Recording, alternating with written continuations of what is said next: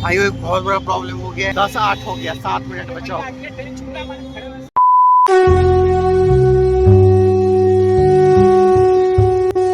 इस कड़ाके की ठंडी में once in a life time opportunity लेने के लिए मैं आ गया हूँ अपने शहर के रेलवे स्टेशन पे, जहाँ से आज 22 फरवरी के पवित्र दिन मैं यात्रा करने वाला हूँ एक ऐसे ट्रेन में जो जाएगा गोंडिया तक। आपने वो भोजपुरी का गाना तो बहुत सुना होगा, गोरखपुर गया छपरा मऊ में गईली गाजीपुर गोंडा लखनऊ में। तो इसमें जो गोंडा आ रहा है उसी गोंडा तक वो ट्रेन जाता है। और मेरी ये यात्रा आरंभ हुई 22 जनवरी को, और सभी लोग रास्ते में यही बात करते हुए उस दिन सुनने के लिए मिल रहे थे कि आज तो 22 जनवरी है और आज ही के दिन रामलला की स्थापना हुई थी मंदिर में। जबकि ये महामूर्ख 800-1500 साल तक गुलाम रहने की वजह से अपनी संस्कृति को इतना खो चुके हैं, इनके अंदर वेस्टर्निटी इतना अंदर तक घुस चुकी है कि ये अनसाइंटिफिक वेस्टर्न और क्रिश्चियन कैलेंडर आंख मूंद के फॉलो करते हैं। अपने बिल्कुल ही साइंटिफिक जो यूनिवर्सल कैलेंडर है उसको छोड़ के जो प्लैनेट के पोजीशंस के अकॉर्डिंग बनाया हुआ है, जो सर्वोत्कृष्ट कैलेंडरिंग सिस्टम है। और इसी कैलेंडरिंग सिस्टम के तहत 11 जनवरी को ही साल पूरा हो गया था, एक वर्षगांठ पूरा हो गया था राम मंदिर का। और पहली बार मैं जर्नी कर रहा था किसी ट्रेन के 3E में, थर्ड इकोनॉमी क्लास में। जो लोग नहीं जानते हैं कि थर्ड इकोनॉमी क्लास क्या होता है, 3 टायर के वर्तमान समय में 2 रूप कर दिए गए हैं। एक होता है नॉर्मल थर्ड AC, जो अभी तक आप जानते हैं, उसमें नॉर्मल सीट की चौड़ाई और लंबाई होती है। और ये थर्ड क्लास इकोनॉमी में क्या होता है कि बहुत ही थोड़े से जगह में ही आपके पूरे कंपार्टमेंट बना दिए जाते हैं, और जो 3 सीट आपका एक एक लाइन से रहता है, ये तीनों सीट में आपको ज्यादा उठने का जगह नहीं रहता है। आप उठोगे आपका सिर ऊपर टकरा जाएगा, और छोटा और पतला सीट रहता है थर्ड क्लास इकोनॉमी में। जबकि सिर्फ 100-150 का ही डिफरेंस होता है टिकट प्राइस में थर्ड क्लास में और थर्ड क्लास इकोनॉमी में। बट चूंकि इकोनॉमी क्लास अभी आपका नया नया बॉगी ऐड हुआ है, इसीलिए इसमें सभी न्यू सुविधाएं डाली गई हैं। जैसे इसमें स्लाइडिंग गेट है, अंदर बाहर होकर खुलने वाला नहीं रहेगा, एक स्क्रीन भी है जिसपे इंफॉर्मेशन प्रोवाइड किया जाता है। बाकी टॉयलेट ये सब काफी क्लीन है। बोतल रखने के लिए एक अलग सा दे दिया है कि आप कुछ पी के रखोगे, कप कॉफी ये सब रखने के लिए। लाइटिंग 2 टायर और 3 टायर की तरह ही है।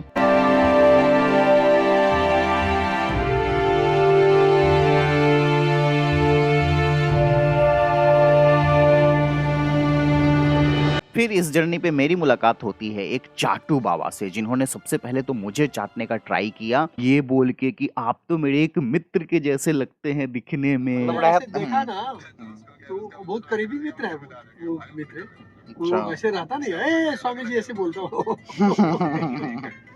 हमें भी कभी कभी लोग कहते हैं आप फलाने तो नहीं है, फलाने तो नहीं है, मतलब वो जानबूझ के ये ट्रिक खेल रहा था कि इसी बहाने इसको कुछ बातों में उलझाएंगे और कुछ कुछ करेंगे। बट मैंने उनको थोड़ा सा भी इंटरटेन नहीं किया। मैं समझ गया कि इसका पर्पस क्या है, तो जिसकी वजह से उसने एक कैटरिन बॉय को पकड़ लिया। उसको लगा कि उसके पर्पस के लिए ये सही है, तो पहले तो उसने कैटरिन बॉय को बहुत सारा ज्ञान पेला। गुटखा और 100 रुपये मान लिया प्रतिदिन का खाना में, 150 रुपये, ठीक है। बचा कितना? 350, 250, चलो 200 मान लो। 200 भी अगर तुम डेली बचाओगे, ये कभी दे दो। अभी इसी गाड़ी में हो ना, इसी गाड़ी में हो। हमको उधर लगा देता, नहीं इधर तो ज्यादातर वही करते हैं। बोला अभी जब चले आओ, लड़का खाना लगाने लगा। तो हमारी ड्यूटी बर्मा में डीजल ना है, बर्मा में डीजल नहीं लगा रहे हैं हमको। जो पानी इधर लगाता था वो खाने में लग गया था। पूरा एक बार घुमाया उधर। दो तो एक तो 10-15 में तो दे ही रहा है, 15 रुपए में दे रहा है। 5 रुपए हम देंगे, हम मेहनत जो कर रहे हैं मेहनत बिजनेस करो मार्केटिंग करो, बिजनेस। ज्ञान तो बहुत सारा पेल दिया, लेकिन पैसा देने के समय काफी नौटंकी कर रहा था। उसको पैसा वो कम देना चाहता था। तो ऐसे लोग आपको पृथ्वी पे हर जगह मिल जाते हैं। अलग अलग जगह पे घूमोगे तो ट्रैवल एक्सपीरियंस में आपको अलग अलग तरह के लोग और अलग अलग तरह की सिचुएशंस का अनुभव होते ही रहता है। मित्रों ने दिया है ट्रेन पे चढ़ा करके घूमने के लिए, कितना टाइम है, इसलिए तुम क्यों घटक बसाओगे हमारे लिए। बट ये बाबा थोड़े से टैलेंटेड भी थे। ये सोते हुए सीट पे चलती ट्रेन में जो है वो बांसुरी भी बजा रहे थे।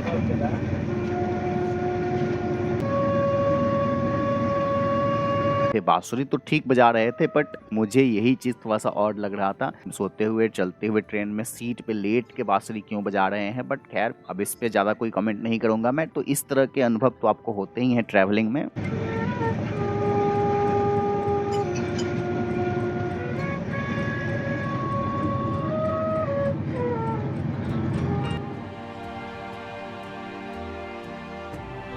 अभी तो 400 से नीचे एवरेज 400 मान लो। हे गाइस, तो मैं वाराणसी में उतर गया हूँ, क्योंकि कहावत है काशी प्रयाग। कहावत में पहले काशी आता है फिर प्रयाग, तो इसीलिए मैं काशी आ गया पहले, फिर मैं प्रयाग जाऊँगा। But just kidding guys, actually में मेरे शहर से डायरेक्ट प्रयाग के लिए ट्रेन नहीं मिल रहा था, जिसकी वजह से मैं आपको वाराणसी आया हूँ और यहाँ से एक दूसरा ट्रेन पकड़ेंगे। 10:15 में मेरा यहाँ से एक दूसरा ट्रेन है। अभी 9:30 हुआ है, प्लेटफॉर्म नंबर 8 से है, तो चलिए उधर देखते हैं। और महादेव की नगरी में आए हैं और कुंभ के समय, तो इसीलिए एक बार कमेंट बॉक्स में आप लोग लिख दीजिए हर हर महादेव। इसको बोलते हैं लक। मेरा वो ट्रेन 8 नंबर प्लेटफॉर्म पे आएगा और ये वाला रुका भी 8 नंबर पे ही है, जिससे मैं उतरा हूँ अभी। शहर और इतना ज़्यादा भीड़ है यहाँ पे, ऑलरेडी मैं जानता हूँ कि कितना बड़ा है और कितना बड़ा नहीं, क्योंकि लास्ट टाइम मैं यहाँ पे आया था आसमिस गर्ल के साथ और इस बार अकेला आया हूँ। बहुत बुरा लग रहा है, लेकिन क्या कर सकते हैं, जीवन की यही रीत है। आप जिससे प्रेम करते हैं वो महादेव की नगरी में आने के बाद ही आपको विश छोड़ के चली जा सकती है। तो मेरे पास 45 मिनट का समय है। इतने देर में मैं सोचा हूँ कि खा लेते हैं बाहर चल के स्टेशन पे। इसी प्लेटफॉर्म से मेरा दूसरा ट्रेन भी निकलेगा और ये बूढ़ी माँ बेचारी नहीं चल पाई एस्केलेटर पे, थोड़ा सा अलग तरीके का सिचुएशन क्रिएट हो जाता है। ये देखो गाइस, वाराणसी जंक्शन पे भीड़।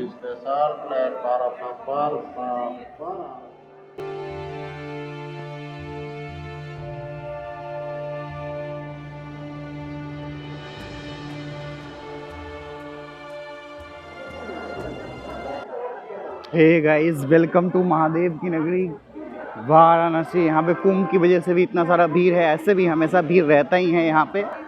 लास्ट मेरा अगर वाराणसी का ब्लॉग आप लोगों ने देखा होगा, 2022 में ही वो ब्लॉग आया था। उस समय मैं कपल ब्लॉगर था और अभी अकेले मैं इस जगह पे वापस आया हूँ। इस जगह पे हम लोगों ने डांस किया था और यहाँ पे शूट किया था। और समय के साथ कैसे सब कुछ बदल जाता है। यहाँ पे पास में ही एक होटल में हम लोगों ने खाना खाया था, आगे चल के उधर। इस जगह पे कितना सारा फोटोज़ मैंने खींचा था उस टाइम में। अभी जल्दी खा के वापस निकलना है, क्योंकि 10:15 में दूसरा ट्रेन है और ऑलरेडी 9:35 हो चुके। मैं बाहर आ गया हूँ क्योंकि स्टेशन के अंदर अच्छा खाने का व्यवस्था नहीं लग रहा था मुझे। बहुत अच्छे से याद है ये सब जगह। मुझे दोबारा आने का मौका यहाँ पे मिला है, लेकिन अकेले आने का मौका मिला है। और यार ये ट्रेन वाराणसी से ही है, बिल्कुल टाइम से निकलेगा और मुझे लेट हो रहा है। पता नहीं मैं खा पाऊँगा कि नहीं खा पाऊँगा। अरे यार, टाइम नहीं था ज़्यादा, तो मैं सिर्फ लिट्टी चोखा खा लिया हूँ। पटना का खाना है यहाँ पे, और ये वही जगह है जो आज तक आप हजारों रील में देखे होंगे। इस जगह का अपना एक अलग याद भी मेरे से जुड़ा हुआ है। तो अभी चलते हैं पहले प्लेटफॉर्म नंबर 8 पे। अरे यार, वो ट्रेन मेरा वाराणसी से है और मैं वाराणसी पे वेट कर रहा हूँ, समझ में नहीं आ रहा है। और फिर ऐसे में एंट्री हुई एक ऑटो वाले की। आइयो, एक बहुत बड़ा प्रॉब्लम हो गया है। मैं DSS का टिकट किया था बनारस स्टेशन का, और मैं इसको वाराणसी जंक्शन कुछ समय से वेट कर रहा था। और मुझे अभी एक ऑटो वाले मिले और ऑलरेडी लेट हो गया है। मुझे नहीं लगता कि हम लोग पहुँच पाएंगे। 10:08 हो गया, 7 मिनट बचा।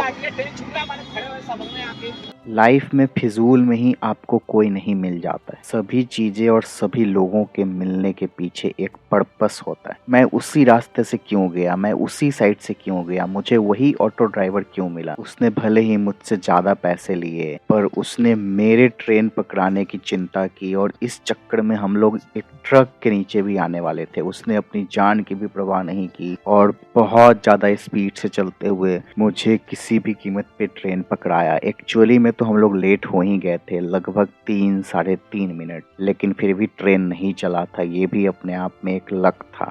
ये डेस्टिनी था कि मुझे पहुंचना था कुंभ में। बट हर एक आदमी अपनी जिंदगी के फिल्म का एक हीरो होता है और जितने भी लोग आपके लाइफ में आते हैं वो सब आपके लिए साइड एक्टर्स, साइड कैरेक्टर्स की तरह होते हैं और उनकी लाइफ की फिल्म में आप उनके लिए साइड कैरेक्टर होते हैं। हर किसी की लाइफ एक फिल्म है और वह अपनी फिल्म का हीरो होता है और आप जिसकी लाइफ में जाते हैं उसके लिए आप साइड एक्टर होते हैं। जो ऊपर बैठ के गेम खेल रहा है उसने यह डिसाइड किया कि मुझे कुंभ तक पहुंचना ही है, तो मैं पहुंच पाया। और ये शानदार नज़ारा, यह सितारों के शहर कुंभ नगरी में आप सबका हार्दिक अभिनंदन है। प्रयाग शब्द का अर्थ होता है जहाँ पे नदियों का मिलन हो, जहाँ पे नदियों का संगम हो। यहाँ पे तीन नदियों का संगम होता है, इसीलिए इस स्थल को प्रयाग के नाम से जाना जाता है। यहाँ पे अमृत की एक बूंद भी गिरी थी, ऐसी कथाएं हैं। और हर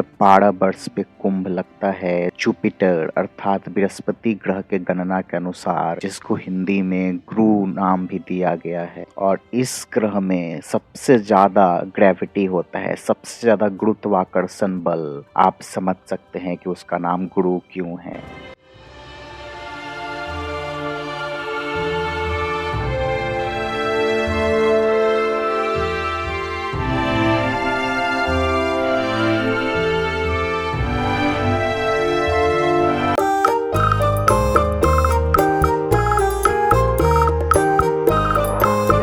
हे गाइस, तो फाइनली मैं कुंभ नगरी में पहुंच चुका हूं। आप लोग सबसे पहले एक बार कमेंट बॉक्स में हर हर महादेव लिख दो। ये लिखने का, पहुंचने का मौका मुझे मिला है लाइफ में। अपने आप में ये अब तक का मेरे जीवन का सबसे इम्पोर्टेंट ट्रिप हो जाएगा, सबसे बड़ा ट्रिप। क्या गजब का व्यू ट्रेन से मिला है, बाहर का नज़ारा। तो सबसे पहले मुझे रुकने का व्यवस्था करना है। अभी रात के बज रहे हैं आपके 12:30 और इस टाइम में मैं पहुंचा हूँ।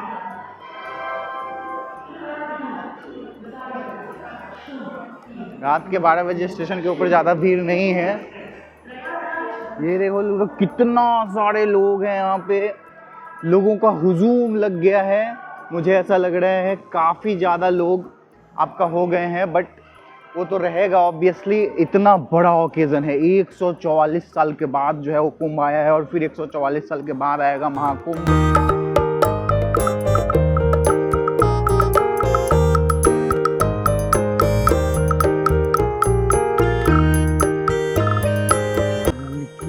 दोस्तों, यहाँ पे स्टे करना कहीं सबसे ज़्यादा प्रॉब्लम मुझे लग रहा है, क्योंकि आप लोग जैसा जानते हो न्यूज़ से कि करोड़ों लोग जो है वो आते हैं, तो ऐसे कंडीशन में रूम मिलना बहुत डिफ़िकल्ट हो जाएगा ऑब्वियसली।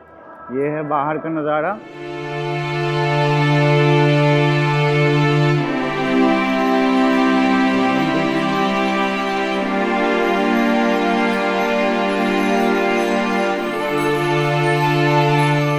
यहाँ पे सबसे ज़्यादा प्रॉब्लम आपको होटल के लिए है और मुझे लग रहा है कि चाय पी लेना चाहिए रात में ही, एक कप सबसे पहले उतरते ही। यहाँ पे देखो गाइस, आगे का नज़ारा संगम का, ये यहाँ का होटल। यहाँ पे भी है एक होटल स्वागतम। यार रात के 12:30 बज रहे हैं और ओयो पे जो होटल का दाम दिखा रहा है ना, वो पूरे बजट का 12 घंटे का ख़त्म हो जाएगा। मैं जो बजट बना के आया था कि 5 से 6 हज़ार का ट्रिप है मेरा मैक्सिमम, जिसमें से ऑलरेडी आने में मेरा 2000 खर्चा हो गया, 2000 से ज़्यादा। टिकट बहुत महंगा पड़ा है मुझे, प्लस एक कहानी हुई है रास्ते में, वो मैं आपको बताऊंगा वीडियो के एंड में। और अभी यहाँ पे ऑटो वाले सब भी बता रहे हैं यार, अलग अलग दाम बता रहे हैं। ये लोग ले जाएंगे 1500-2000 इस तरीके का पड़ेगा। ओयो पे तो ऑनलाइन कोई भी ऐप पे बहुत ज़्यादा दिखा रहे हैं। और मैं सोच रहा हूँ कि पहले भूख लगी हुई है तो पहले खाना खा लेते हैं, उसके बाद देखेंगे कि क्या किया जाए। अगर ज़्यादा महंगा पड़ेगा तो मैं रात कहीं इधर उधर ही बिता लूँगा, क्योंकि यार सब लोग तो बिता ही रहे हैं, तो अभी स्टैंडर्डनेस और अपना काम शुरू करना पड़ेगा। ऐसा मुझे लग रहा है कि कहीं पे भी रुक जाना पड़ेगा। हालांकि मुझे कहीं पे भी नींद नहीं आती है और सोना बहुत ज़रूरी है, बट पहले नहीं होगा तो कुछ तड़क भड़क सा खाते हैं, अच्छा सा कुछ मसालेदार यार, तंदूरी रोटी और पनीर टाइप। इधर आ भी गया है कुछ होटल, ये देखो ये सब।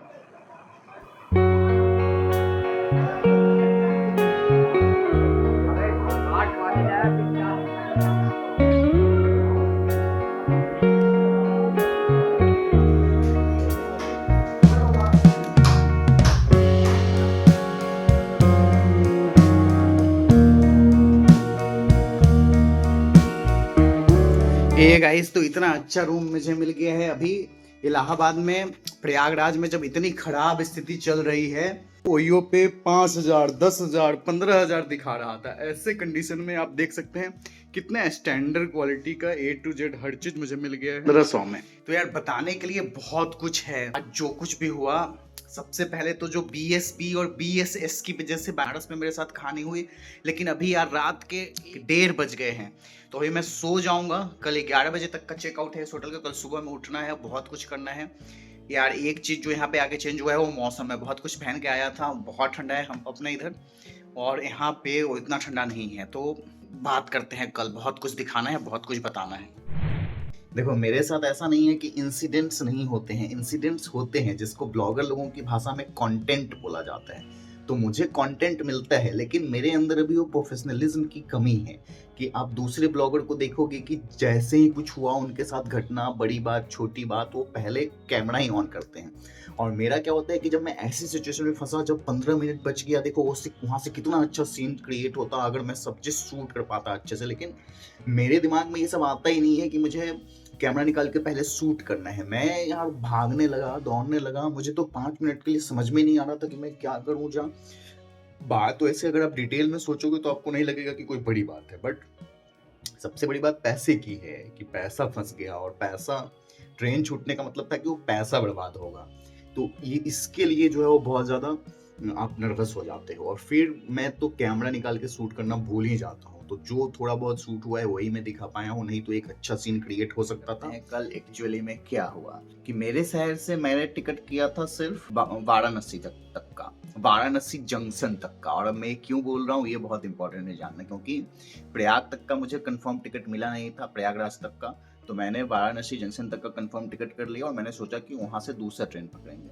तो चलते हुए ट्रेन में ही जब मैं मुजफ्फरपुर से वाराणसी आ रहा था, तो रास्ते में ही मैंने आपका टिकट बुक किया वाराणसी से प्रयागराज तक का। लेकिन वहां पे बाय मिस्टेक क्या हुआ कि अब जब ऐप में लिखते हो वाराणसी तो आसपास के जंक्शन का भी दिखा देता है।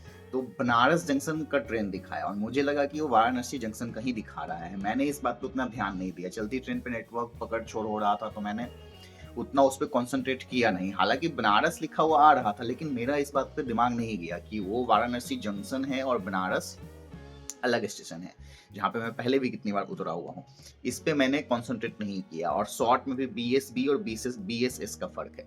तो मैंने जैसे आपको बताया कि वाराणसी जंक्शन पे मैं प्लेटफॉर्म नंबर 8 पे उतरा और वो ट्रेन भी प्लेटफॉर्म नंबर 8 पे ही दिखा रहा था, वो 10:15 में दिखा रहा था, 10:15 में। और मैं उतरा 9:30 में वाराणसी जंक्शन पे। तो मैंने सोचा कि चलो यार मेरे पास 45 मिनट्स का टाइम है, तब तक मैं अपना जाता हूँ, खा लेता हूँ और उसके बाद आके फिर ट्रेन पकड़ लेंगे। तो मैं बाहर निकला, खाना, मुझे हड़बड़ी हो रही थी क्योंकि लेट हो गया निकलने में ही। मैं रेस्टोरेंट खोजूंगा, फिर जाऊंगा। वाराणसी जंक्शन के काफ़ी आगे चल के आपका रेस्टोरेंट है, वो पास में ही कोई बढ़िया सा रेस्टोरेंट नहीं है। तो मैं बाहर ही गया, ऐसे ही मैंने थोड़ा बहुत ही कुछ खाया और फिर मैं आ गया वापस। फिर मैं प्लेटफॉर्म 8 पे गया, वहाँ पे वेट कर रहा था। लेकिन मैं देख रहा था कि जो ट्रेन जहाँ से खुलता है वो वहीं से खुलता हुआ दिखा रहा था ऐप पे। तो वहाँ पे तो पहले ही लाके लगाता है, और यहाँ पे अभी तक सिर्फ 50 मिनट्स बचे रह गए और कोई ट्रेन का आता पता नहीं है। फिर मुझे जाकर थोड़ा सा दिमाग में खनका, डाउट हुआ, क्योंकि उस प्लेटफॉर्म नंबर पे एक दूसरा ट्रेन आ रहा था।